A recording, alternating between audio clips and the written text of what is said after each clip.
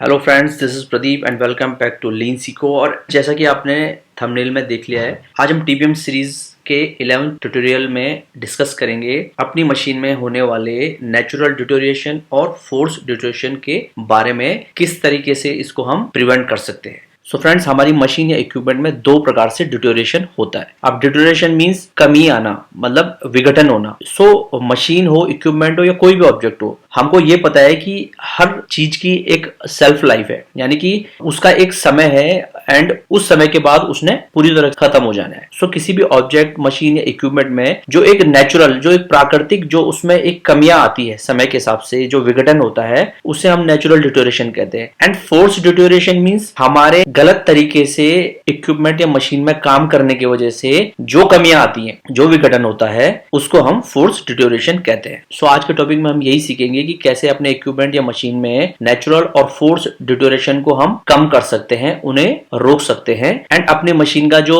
Life span है या हमारा मशीन का जो अप टाइम है, उसको हम इंक्रीज कर सकते हैं। सो टॉपिक में आगे बढ़ने से पहले मैं आपसे ये रिक्वेस्ट करना चाहता हूँ कि हमारा जो एनालिटिक है उसे जब हम देखते हैं तो उसमें जो न्यू व्यूअर्स हैं उनके नंबर्स तो बढ़ रहे हैं, बट वो हमारे चैनल को सब्सक्राइब नहीं करते हैं। सो हमारे सभी व्यूअर्स से मैं यही रिक्वेस्ट करता हूँ कि आप प्लीज हमारे चैनल पे अगर आते हैं, उसे अगर देखते हैं, सो प्लीज हमें सब्सक्राइब भी कीजिए, सो दैट कि हमें और मोटिवेशन मिल पाए और एक डायरेक्शन, एक फीडबैक मिल पाए कि किस तरीके से हमने आगे इंप्रूवमेंट करनी है। Okay friends, now let's move to our today's topic. So first, अगर हम देखें नेचुरल डिटोरिएशन, जो प्राकृतिक जो विघटन हमारे इक्विपमेंट या मशीन में होता है, उसके कारण क्या है, उनको अगर हम देखने की कोशिश करें, reduction in expected life span. So हमने जैसे पहले बात की थी कि कोई भी मशीन, इक्विपमेंट या ऑब्जेक्ट है, सो उसकी खुद की एक सेल्फ लाइफ है या उसका एक टाइम पीरियड है एंड उस टाइम पीरियड तक ही उसने रहना है। सो वो बाय डिफॉल्ट है, इसमें हमारा कोई रोल नहीं है। लेकिन अगर हम बात करें फोर्स डिटोरिएशन की, इसके रीजंस को अगर हम देखें, सो हमारे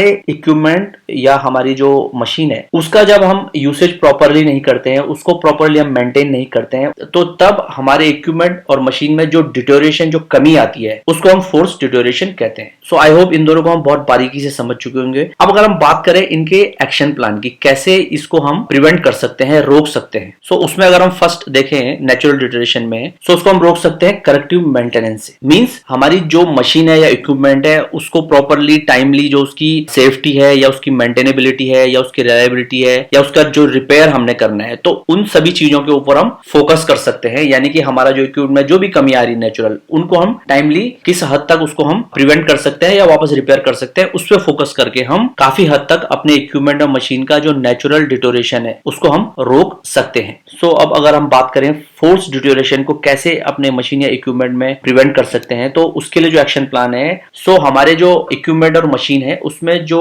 बेसिक कंडीशंस है, यानी कि जो cleaning, lubrication, inspection, tightening, TPM की भाषा में उसको हम क्लिट भी कहते हैं, है ना। तो डेली जो ये cleaning, lubrication, inspection, tightening, adjustment, इनको अगर हम डेली अपनी मशीन में अगर परफॉर्म करते हैं या वीकली हम परफॉर्म करते हैं, जो भी हमारा एक एक्शन प्लान हम तैयार करते हैं उसके अकॉर्डिंग, सो उसके थ्रू हम अपनी मशीन में फोर्स डिटोरिएशन को प्रिवेंट कर सकते हैं। एंड इनके अगर हम एम की बात करें, सो नेचुरल डिटोरिएशन का जो हमारा एम है, वो है हमारा इक्विपमेंट का जो लाइफ स्पेन है उसको इंक्रीज करना। एंड फोर्स डिटोरिएशन का जो एम है, जो हमारे मेन कॉजेज होते हैं फोर्स डिटोरिएशन के, आइदर वो हमारे इम्प्रॉपर यूसेज हो, इम्प्रॉपर मेंटेनेंस हो, या फिर हमारा जो ऑपरेशन है वो सही तरीके का ना हो, सो इस तरीके के जो भी मेन कॉजेज होते हैं उनको हम फाइंड आउट करते हैं, आइडेंटिफाई करते हैं एंड उनको एलिमिनेट करके, प्रिवेंट करके फोर्स डिटोरिएशन को प्रिवेंट करते हैं। सो ओवरऑल अगर हम बात करें तो हमारी मशीन या इक्विपमेंट में डिटोरिएशन को रोकने का इसीलिए प्रयास करते हैं, सो दैट कि हमारी जो मशीन का लाइफ स्पेन है वो बढ़े, हमारी मशीन की जो